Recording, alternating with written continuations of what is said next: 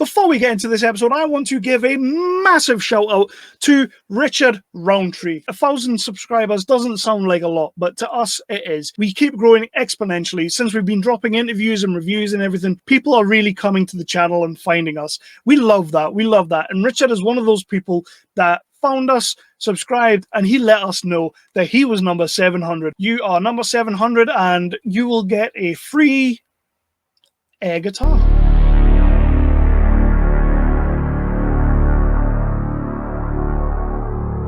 Yeah, I'm about to do a review on Spiral, you know, that Saw spin-off. Yeah, I know it sucked, but yeah, I mean, I can't tell them that straight away, can I? Hello everybody and welcome back to Nerdly Out Loud, the official channel of nerdly.co.uk, your favourite British website full of your news, reviews and exclusive interviews, which we will be getting back to shortly with our interviews and some other reviews, but I just had to sit down and talk about this movie. I really didn't want to because I think it's terrible. Everybody else is talking about it, so why don't I and give you my verdict? We are going to be talking about Spiral, the first spin-off to Saw. They even call it the Book of Saw, which is a blatant power ripoff. You can't do that. 50 Cent coined it, the Book of Ghost, the Book of Canaan, all that stuff. We're going to talk about Spiral because I am seeing a lot of people in love with this film, and personally, I think it's hot trash. I'm sorry if that's a spoiler.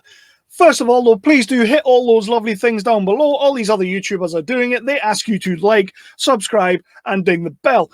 Of course, the bell will let you know whenever we drop a new episode. You won't have to give me a call on my mobile and ask me when the next one's going up, because you'll get a notification on your mobile. This package just came in. Get everybody out of here.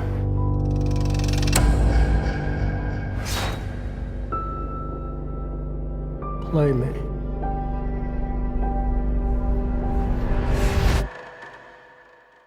Hello, Detective Banks. Do you know where your officers are?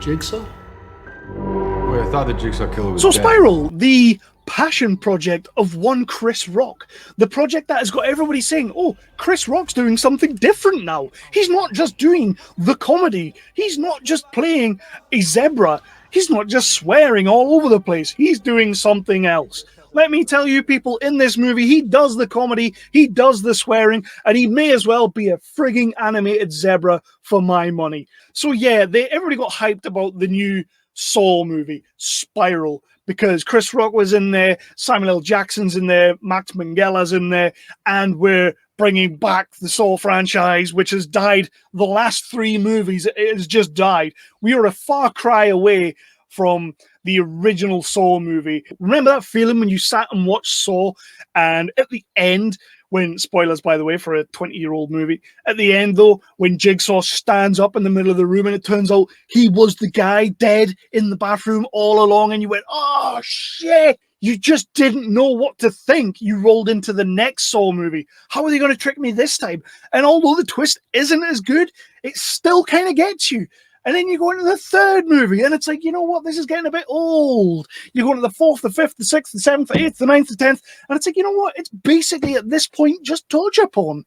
Everybody thought that Chris Rock was going to bring it back because he was in love with this project. He's a producer on this project, and he went out and campaigned to make a Saw spin-off because he thought he could do something wonderful with this franchise, and Spiral came out. I'll give you a quick rundown of the synopsis before we get into what I didn't like. I'm not really going to tell you about what I liked because there isn't that much. So the synopsis is basically, we are years removed from the Jigsaw killings, years and years removed. We're a little way off now, and Chris Rock is called onto a case because he is like this hot-headed motor mouth detective who is brought onto the Jigsaw case because there might be a little bit of a past there, and he's also the guy who shopped at those bent coppers and got them all done in, so nobody wants to work with Chris Rock. He's that guy now. He's that guy. He gets on the case, and it turns out the case might be linked in to some of the bent coppers that he got done in, because that seems to be who's dying, and Samuel L. Jackson might be involved, because Samuel L. Jackson is Chris Rock's dad. Not a bad bit of casting, not a great bit of casting, but not a bad bit of casting. And that is basically the story in a nutshell. A few set-piece killings that you're going to expect, each one more gory than the last, or more gruesome than the last, or more horrific than the last, because that's Saw now. Yeah, there's not much else to the story. That's pretty much it. We're told in flashback form. We're told in future form. We're told in now present time form. I don't really rate this cast at all. Max Minghella is probably the only guy putting in a performance here, because he's the only guy that looks like he gives a shit to me. And that's not to say that Chris Rock isn't giving a shit. I just kind of feel like Chris Rock's giving too much of a shit.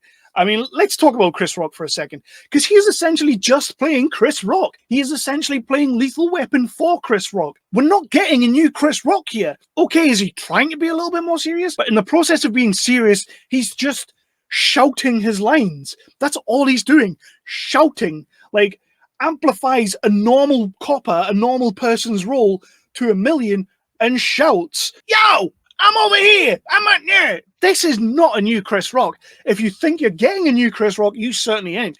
If anything, you're getting a new kind of Samuel L. Jackson in a way that he's toning shit down. Toning shit way down. Turns that 11 down to 2 until the tail end of the movie, and he turns it straight back up to 20, and then that's Samuel L. Jackson we're getting. But Max Minghella is playing a reasonable role here. He's quite level-headed, playing it cool, delivering his lines the way he's supposed to. You know what? I'm just going to spoil the shit out of this movie. Like, Max Minghella is the bad guy. Max Minghella is the new Saw, or the copycat of Saw, because that's all this is. It's a copycat. And I know they're trying to, make this big thing, there's a world out there, there's a cult out there who all want to follow in Jigsaw's footsteps. Bollocks to that. I'm not even interested in that. If it's not Tobin Bell, I don't really care. So I may as well just get into what I didn't like about this movie, and it's pretty much everything. I think the story is bland, the whole bent copper routine, Chris Rock got them all done, so now nobody wants to work with him. Seen it. It's been done to death. Chris Rock, you ain't brought nothing new. The only good thing about his character is at the start of the movie, he's pulling off a heist with these bad guys, and even though you've seen the trailer, so you know he's a cop, you're supposed to think, oh, he's in on this heist. But you kind of get the feeling that his character's way more at home with the villains, because I guess they trust him, and nobody where he actually works trusts him. Yeah. See what you did there? It's like The Departed, but without the two guys, it's just the one guy. So again, the story just isn't great. You know why that is? They don't really care about the story. They're not interested in telling an interesting narrative here. They're not interested in kickstarting a franchise. They're not interested in giving you something to be invested in. All they want to do is give you this bland, basic story that's by the numbers. It's going to get you from A to be, but in the meantime, they are going to shock and devour you with all of the kills. We get a kill right at the start with a guy who gets his tongue in this clamp, and the only way he can get out of the clamp because a train's coming is to rip his own tongue off. Awesome. We've seen that kind of thing in the Saw movies before, but the thing here is, even if he does rip his tongue out, he still gets hit by the train. I'm not really that bothered. We get somebody's fingers, totally ripped off, which, it's just ew. They are just ramping it up. Saw has become hostile. They just want to kill people in horrific ways and see if we scream. That's all this film is. If you make a Spiral 2, I could not care less. If you make another Saw movie, guess what? I'm done with it. This movie just ended any kind of enthusiasm that I had. The ending is so bad. They try and play off the whole, when Carrie Elwes, slams the door shut and it's now the real game begins, or whatever he says, and walks off, and he slams the door. They try and do that same thing where Max Minghella gets into a lift and the door shuts, and you get the song, I'm done. No, you didn't win me over with this movie. You will never win me over with Chris Rock trying to be in this movie. I rate him as an actor. I've seen him in stuff. The thing about Lethal Weapon was he was doing the comedy, but he is also doing the heart. He is the heart of that movie. Considering this was your passion piece and your love project, you didn't win me over, pal. That's Spiral. Please do check it out. I would never tell anybody not to watch a movie. Like, I might advise you that it's not the greatest thing. Go in with your eyes open, but I would never advise anybody not to watch a movie, especially seeing as we haven't been able to go to the cinemas for a long time, and we are just getting back to the cinema now. So please do, if you get a chance, go and check this movie out. Then come back, let me know what you thought. Put it in the comments, tell me if I'm wrong. I'm sure I am to a lot of people. There's a lot of people out there who love this film. A lot of people out there rate Chris Rock's performance in this film. I'm just not one of those people. But for now, I am going to let you go. Oh, wait. A nerdly rating. Once again, I speak for myself completely. There are many other awesome reviewers on nerdly.co.uk. Please do go and check out their reviews, read what they have to say about films, because we all rate things very differently. I just happen to be the one that matters. Phil's not going to like that. All I'm going to say now is, for me, this movie's barely a 2. It's like a 1.5/2. I can only give it that. It doesn't get me excited for anything. And at the end of the day, if you're going to make a movie and if you're going to make a project and if you're going to get me excited to get on to the next one, it needs to be at least a 3 or a 4. I'm personally done with Saw. I might go back and rewatch some of them, and I might even drop a couple of reviews on the channel, just so that you know that I'm not just bad-mouthing this one because it's cool to do so. I just think this film was turd. And I'm going to leave it there.